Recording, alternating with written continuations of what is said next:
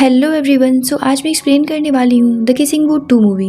ये movie the kissing booth part 1 की story को कंटिन्यू करती है, जिसका पार्ट मैंने काफ़ी अच्छी तरीके से एक्सप्लेन करके चैनल पर अपलोड कर रखा है और उसका लिंक मैंने डिस्क्रिप्शन में दे दिया है। तो अगर अभी तक आपने इसका फर्स्ट पार्ट नहीं देखा है तो पहले आप उसे ज़रूर देखिएगा, तभी आपको इसकी आगे की स्टोरी लाइन समझ में आ पाएगी। और अगर वीडियो अच्छी लगती है दोस्तों तो एक लाइक ज़रूर करिएगा। बिना देरी किए हम चलते हैं इस मूवी की आगे की स्टोरी लाइन की तरफ। मूवी की स्टार्टिंग होती है नोआ के हार्वर्ड जाने के साथ में, जो एल के साथ अपने प्यार का इजहार करता है और उसके साथ में एक अच्छा टाइम स्पेंड करके अपनी स्टडीज़ के लिए हार्वर्ड चला जाता है। जिसके बाद अब यहाँ से शुरू होती है इन दोनों के बीच में लॉन्ग डिस्टेंस रिलेशनशिप की कहानी, जहाँ बेल को लगने लगता है कि हम सीनियर्स हो रहे हैं और हम मैच्योर भी हो रहे हैं, इसीलिए हमें एक दूसरे को स्पेस देना चाहिए। साथ ही एल अपने दिल को समझाने के लिए कि वो नोआ से बहुत दूर हो गई है, वो अपने आप को बिजी रखने लगती है। वो अपने दोस्त ली के साथ मिलकर बहुत कुछ न्यू करती है और रूल नंबर 19 के अकॉर्डिंग दोनों अपने सपनों के कॉलेज ब्रुकलिन में अप्लाई भी करते हैं, क्योंकि वहीं से उनकी मॉम से बेस्ट फ्रेंड बनी थी और उन दोनों का भी यही सपना था कि वो दोनों एक साथ में उस कॉलेज में जा सकें। नेक्स्ट सीन में हम देखते हैं कि एल ली के साथ में अपने सीनियर ईयर के पहले दिन स्कूल जाने के लिए निकलती है, जहाँ रास्ते में इन्हें रीचल भी मिलती है। अब जैसा कि वो ली की गर्लफ्रेंड थी इसीलिए ली उसे भी पिक करता है, पर एल को उसका साथ में जाना बहुत अजीब लगता है और वो रीचल को बैक सीट पर बिठाकर खुद ली के साथ में फ्रंट सीट पर बैठ जाती है, जो कि रीचल को बिल्कुल भी पसंद नहीं आता। स्कूल पहुंचने पर एल के लिए सभी बातें बना रहे होते हैं कि लगता है एल और नोआ ने ब्रेकअप कर लिया है, तभी तो वो इतने टाइम से साथ की फ़ोटोज़ को सोशल मीडिया पर अपलोड नहीं कर रहे हैं। पर एल पर तो जैसे मैच्योर गर्लफ्रेंड बनने का भूत ही सवार था और वो नोआ के मैसेजेस तक को इग्नोर करना शुरू हो जाती है, जिस पर नोआ परेशान होकर के उसके फादर के नाम से स्कूल में कॉल कर देता है और वो एल से पूछता है कि आखिर एल उसके साथ में ऐसा क्यों कर रही है। एल कहती है कि मैं बस एक चिपकू टाइप की गर्लफ्रेंड नहीं बनना चाहती थी, इसीलिए मैं तुम्हें स्पेस दे रही थी। नोआ कहता है कि मुझे स्पेस नहीं चाहिए, मुझे सिर्फ तुम चाहिए, क्योंकि वो एल से एक पल के लिए भी दूर नहीं रहना चाहता। एल उसे कॉल्स मैसेजेस सब कुछ कर सकती है, क्योंकि वो इस रिलेशनशिप को लेके बहुत सीरियस है। ये सुन कर के एल को बहुत अच्छा फील होता है। वहीं दूसरे दिन हम देखते हैं कि एल और ली का किसिंग बूथ कार्निवल के लिए फिर से अप्रूव हो जाता है। OMG गर्ल्स इस बार के किसर्स के बारे में एल से पूछती हैं, क्योंकि इस बार नोआ तो है नहीं, फिर वो किसे लेकर के आएगी। जिस पर एल इस बार के किसर्स की लिस्ट को सीक्रेट रखने की बात करती है, क्योंकि उसे खुद भी नहीं पता होता है कि वो किसे लेकर के आएगी। रात में एल नोआ से वीडियो कॉल पर बात कर रही होती है, तो नोआ उसे बॉस्टन के स्कूल में अप्लाई करने के लिए कहता है, ताकि वो दोनों साथ में रह सके और इस दूरी से इन दोनों की जान छूटे, क्योंकि नोआ एल से दूर नहीं रहना चाहता था। एल नोआ की बात मानकर हार्वर्ड में अप्लाई करने का मन बनाती है, पर उसे ली की भी फिक्र होती है, क्योंकि ली को ये बात बहुत बुरी लगेगी, इसीलिए वो उसे इस बारे में कुछ भी नहीं बताती। दूसरे दिन एल और ली अपनी फेवरेट डांस मशीन पर डांस करने के लिए जाते हैं, तो वो देखते हैं कि किसी MVP ने उनके डांस के स्कोर के रिकॉर्ड को तोड़ दिया है, जो कि बहुत ही हैरानी की बात थी, क्योंकि आज से पहले ये रिकॉर्ड कोई भी नहीं तोड़ पाया था। दूसरे दिन एल जब स्कूल जाती है तो स्कूल की एक लड़की उसे स्कूल के न्यू हॉटेस्ट लड़के मार्को की जिम करते वक्त की वीडियो एल को दिखाती है, जिस पर एल अपना बैग रखते वक्त गलती से स्कूल के स्पीकर्स को ऑन कर देती है, जिसकी वजह से एल के उस लड़के के बारे में नॉटी कमेंट्स और नेक्स्ट लेवल के उच्च विचार सभी लोग लाइव सुनते हैं। ये सुनकर ली पागलों की तरह भागता हुआ एल तक पहुंच तो जाता है और जैसे तैसे कर स्पीकर को ऑफ कर देता है, पर तब तक बहुत देर हो चुकी थी। इवन एल के कमेंट्स तो मार्को भी सुन चुका होता है। जब एल ये बात देखती है तो उसके पांव तले से जमीन खिसक जाती है और अंजाम ये होता है कि एल को पनिशमेंट मिल जाती है। इतना कम नहीं था कि मार्को खुद एल से बात करने के लिए आ जाता है, जिस पर एल बहुत ही ज़्यादा एम्बेरस फील करती है और उससे बिना सिर पैर की बात करते हुए वहाँ से निकल जाती है। घर जाने पर नोआ की मॉम एल को नोआ का भेजा हुआ गिफ्ट देती है, जिसमें हार्वर्ड्स की टिकट्स होती हैं, जिसे देख कर के एल की खुशी का कोई ठिकाना नहीं रहता। वो फ़ौरन से नोआ को वीडियो कॉल करती है कि तभी नोआ के कुछ दोस्त उसे पार्टी में ले जाने के लिए आ जाते हैं, जिसमें एक लड़की भी होती है, जिसे देख कर के एल काफ़ी सस्पिशियस हो जाती है और वो इनसिक्योर होकर हार्वर्ड की स्टडीज़ की फ़ी को चेक करना शुरू कर देती है। पर वो बहुत ज़्यादा होती हैं और वो ये सोचने लगती है कि अगर उसे नोआ के पास रहना है तो उसे हार्वर्ड जाना होगा। वो अगले ही दिन अपने फादर से अपनी स्टडीज़ की सेविंग के बारे में पूछती है, क्योंकि अगर वो हार्वर्ड जाएगी तो उसे ज़्यादा पैसों की ज़रूरत पड़ेगी, जिस पर उसके फादर कहते हैं कि उसने तो हमेशा से ही ब्रुकलिन जाने की बात की थी और उनके पास में उसकी स्टडीज़ के लिए उतने ही पैसे भी हैं। वहीं दूसरे सीन में हम देखते हैं कि स्कूल में एक स्पोर्ट्स कंपटीशन चल रहा होता है, जिसमें एल भी पार्टिसिपेट करती है, पर मार्को एल को बहुत बुरी तरीके से हरा देता है, जिसकी वजह से एल को मार्को बहुत बुरा लगने लगता है और वो उसकी आंखों में चुभने लगता है। दूसरी तरफ हम देखते हैं कि एल और ली का हमेशा ही ऐसे बात करते रहना और दूसरों के ऊपर ध्यान ना देना जैसे कि वो इनकी लाइफ में है ही नहीं, जिसका इन दोनों को बिल्कुल भी एहसास नहीं होता, जिसकी वजह से रीचल नाराज होकर वहां से चली जाती है। जिसके बाद वो दोनों मार्को को स्ट्रीट सिंगिंग करते हुए देखते हैं, जहाँ ली एल से उसे किसिंग बूथ पर लाने की बात करता है, पर एल को तो मार्को बिल्कुल भी पसंद नहीं था, इसीलिए वो साफ मना कर देती है। डांस मशीन पर पहुंचकर दोनों देखते हैं कि फिर से MVP टॉप स्कोर पर होता है, जिस पर ये दोनों डांस करने लगते हैं और वापस से हाई स्कोर बनाकर अपना नाम टॉप पर ले आते हैं। वहीं पर एल को बोर्ड पर एक डांस कंपटीशन का पोस्टर दिखता है, जिसके विन करने पर उसे अच्छी खासी प्राइज मनी मिलेगी। एल को लगता है कि अगर वो ये कंपटीशन जीत जाती है तो उसके बॉस्टन के कॉलेज की फी की प्रॉब्लम सॉल्व हो जाएगी, तो वो ली के साथ में उसमें पार्टिसिपेट करने का फैसला करती है और ये दोनों उसकी तैयारी में लग जाते हैं कि तभी वहाँ पर मार्को आ जाता है, जिसे देख कर ये दोनों उसे किसिंग बूथ पर काम करने के लिए मनाने लगते हैं, पर मार्को साफ मना कर देता है। उसे बहुत इंसिस्ट करने पर मार्को एल के सामने एक कंडीशन रखता है कि अगर वो यहाँ के प्लेलैंड के किसी भी गेम में उसे हरा देगी तो वो किसिंग बूथ पर काम करने के लिए तैयार हो जाएगा। एल उसे डांस मशीन पर ले जाती है, ये सोच करके कि वो तो उसमें उसे चुटकियों में हरा देगी, पर गेम स्टार्ट होने पर इन्हें पता चलता है कि MVP कोई और नहीं बल्कि मार्को ही है। पर एल अपनी जी जान लगाकर मार्को को हराने में कामयाब हो जाती है और अपनी हार के बाद में मार्को किसिंग बूथ पर काम करने के लिए तैयार हो जाता है कि तभी ली को याद आता है कि उसने तो रीचल के साथ में मूवी देखने का प्लान बनाया था। वहीं हम रीचल को देखते हैं कि बेचारी थिएटर के बाहर खड़ी खड़ी वेट करते करते उदास हुई वहां से चली जाती है। ली जब रीचल के घर जाता है तो रीचल उससे कहती है कि उसे तो अपने रिलेशनशिप की कोई परवाह ही नहीं है, वो सिर्फ अपनी दोस्ती निभाने में लगा हुआ है। अगर उसे रीचल के साथ में रहना है तो उसे एल को समझाना होगा कि वो हर वक्त उनके बीच में नहीं आ सकती, उन दोनों को पर्सनल स्पेस चाहिए ताकि वो एक दूसरे के साथ में टाइम स्पेंड कर सके, और अगर ली ऐसा नहीं कर सकता है तो रीचल अब उसके साथ में और नहीं रह सकती। दूसरी तरफ एल हार्वर्ड के लिए निकल जाती है और जब वो दोनों मिलते हैं तो वो हर एक पल को बहुत इंजॉय करते हैं और एक दूसरे के साथ में सारा टाइम गुजारते हैं। नोआ एल को पूरी सिटी घुमाता है, जिसके बाद नोआ उसे अपने दोस्तों से मिलवाता है, जहाँ क्लोई भी आती है, जिसे एल ने वीडियो कॉल पर देखा होता है।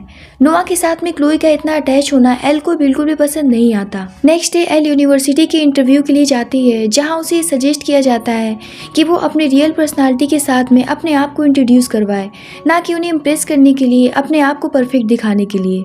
दूसरे दिन वापस जाने के लिए एल पैकिंग कर रही होती है कि तभी उसे नोआ के बेड के नीचे से एक लड़की की ईयरिंग मिलती है। इतना कम नहीं था कि जब वो नोआ के फ़ोन को चेक करती है तो क्लोई के इतने सारे मैसेज और चैट्स को देख करके उसे नोआ पर बहुत गुस्सा आता है और वो वहाँ से गुस्सा हुए बिना नोआ को बताए निकल जाती है। नोआ उसे बहुत कॉल करता है सब कुछ क्लियर करने के लिए, पर एल उसकी किसी भी कॉल्स और मैसेजेस का रिप्लाई नहीं करती। नोआ के बहुत समझाने पर एल ये बात कह तो देती है कि उसे नोआ पर यकीन है, पर उसके मन में ये बात कहीं न कहीं होती है कि नोआ उसे धोखा तो नहीं दे रहा है। वहीं दूसरे ही पल में हम देखते हैं कि क्लोई नोआ के रूम में होती है। अब यहाँ पर हमें बिल्कुल भी समझ में नहीं आ रहा होता है कि आखिर नोआ एल को सच में तो धोखा नहीं दे रहा है, ये बात तो हमें आगे ही क्लियर हो पाएगी। वहीं एल और ली अपने कंपटीशन की प्रैक्टिस स्टार्ट करते हैं। यहाँ पर एल अपने और नोआ के बीच में हुए प्रॉब्लम्स के बारे में ली से कुछ भी शेयर नहीं करती और ना ही ली रीचल के बारे में कुछ बताता है कि तभी ली गिरकर अपने पैर को तोड़ लेता है, जिस पर वो एल को ये सलाह देता है कि उसे मार्को के साथ में कंपटीशन में हिस्सा लेना चाहिए। वो एक बेस्ट प्लेयर है, अगर वो उसके साथ में होगा तो एल के विन होने के चांसेस बढ़ जाएंगे क्योंकि वो उससे कहीं ज़्यादा बेस्ट है। जिसके बाद हम देखते हैं कि ली मार्को के पास में डांस कंपटीशन के लिए बात करने के लिए चला जाता है, जहां मार्को कहता है कि मुझे नहीं लगता है कि वो मेरे साथ में डांस करना चाहेगी, पर ली उसे कन्विंस कर लेता है, जिसकी वजह से मार्को हाँ कह देता है। जहां मार्को और एल साथ में प्रैक्टिस करना शुरू कर देते हैं, पर यहाँ पर तो उन दोनों की आपस में बिल्कुल भी नहीं बन रही थी।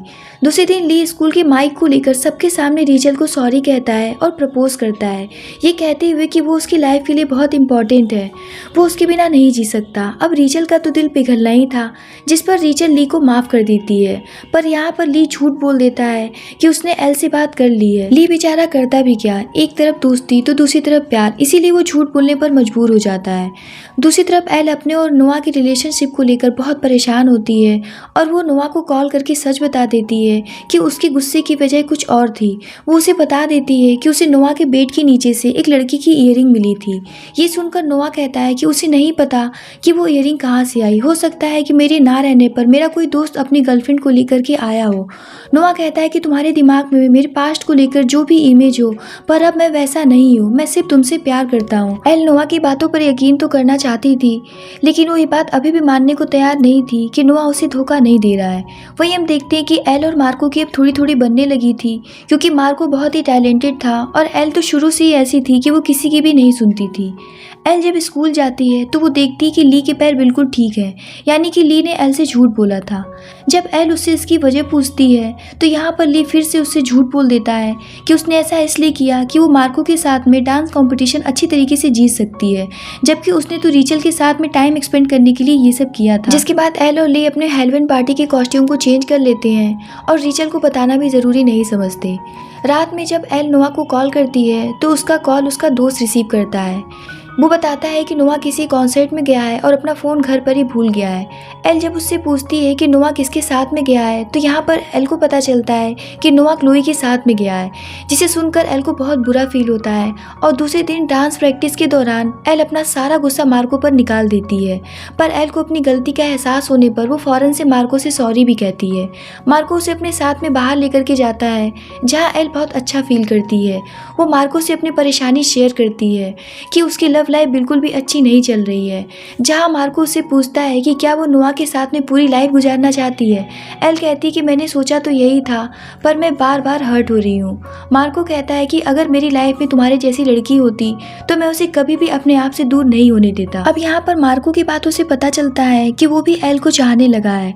वो उसकी सारी बातों को सुनता है और उसे रिलैक्स फील करवाता है। उसी रात नोआ का जब कॉल आता है तो एल उससे पूछती है कि वो किसके साथ में गया था, तो नोआ उससे झूठ बोल देता है कि मैं अपने कुछ मेल फ्रेंड्स के साथ में गया था, जिस पर एल का अब शक यकीन में बदलने लगता है। वहीं ली ने तो एल को रीचल की प्रॉब्लम के बारे में कुछ बताया ही नहीं था, जिसकी वजह से एल हमेशा ही ली के साथ में होती थी।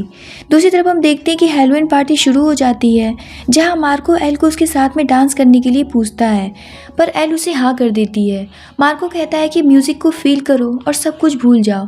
यहाँ पर एल अब मार्को के साथ में कंफर्ट जोन फील करने लगी थी, पर वो मार्को को अपने आप से दूर हटा देती है, क्योंकि OMG गर्ल्स हर तरफ बातें फैला रही होती हैं कि लगता है कि एल ने मूव ऑन कर गया है और मार्को के साथ में रिलेशनशिप में आ गई है।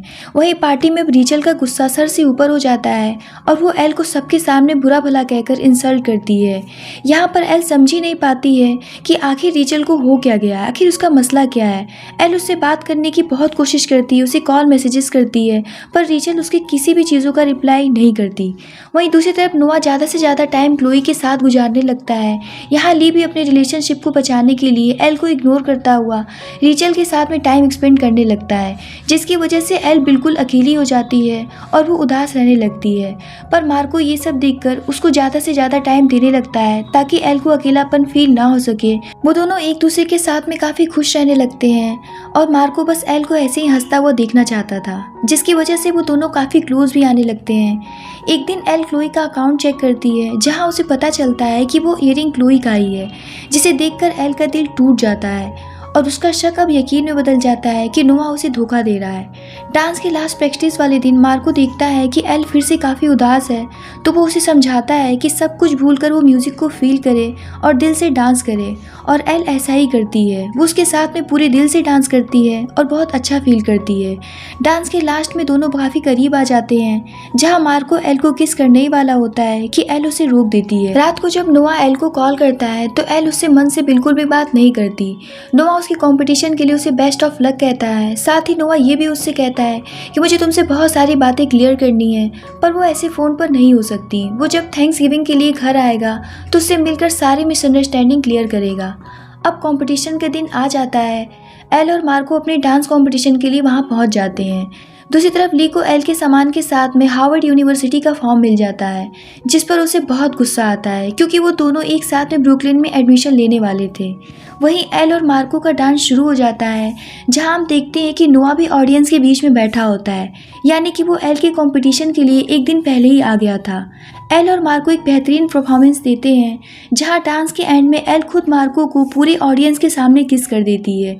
ये देख करके तो नोआ के ऊपर पहाड़ ही टूट पड़ती है और उसके दिल टूटकर हजारों टुकड़ों में बिखर जाते हैं। एल की नज़र जब नोआ पर पड़ती है तो उसे अपनी गलती का पछतावा होता है और वो उसके पीछे जाने लगती है, पर उसके विनर होने की वजह से उसे स्टेज से बाहर नहीं जाने दिया जाता, जहां एल अपने विनर होने का भी खुशी फील नहीं कर पाती, जिस पर वो मार्को को बिना कुछ कहे वहां से चली जाती है। अब यहाँ ली और नोआ दोनों ही एल से बात करना बंद कर देते हैं। थैंक्सगिविंग पार्टी के लिए जब एल नोआ के घर जाती है तो वो देखती है कि नोआ क्लोई को भी साथ में ले आया है, जहां एल को ली की नाराज़गी का भी पता चल जाता है कि उसने हार्वर्ड के फॉर्म देख लिए हैं। अब यहाँ पर नोआ, रेचल और ली कोई भी एल से बात नहीं कर रहा होता है, क्योंकि सबके बीच में आग जो लगी होती है। लंच पर रेचल एल को अपनी नाराज़गी की वजह बताती है, जहाँ उसे पता चलता है कि ली ने तो कभी एल से इस बारे में बात की ही नहीं, जिसकी वजह से वो नाराज़ होकर वहाँ से चली जाती है। रेचल के जाने के बाद एल भी क्लोई की इयरिंग देखकर नोआ पर भड़क जाती है और वो भी वहाँ से चली जाती है, और वो रेचल से जाकर के सारी बातें क्लियर करती है ताकि ली और रेचल कभी भी अलग ना हो।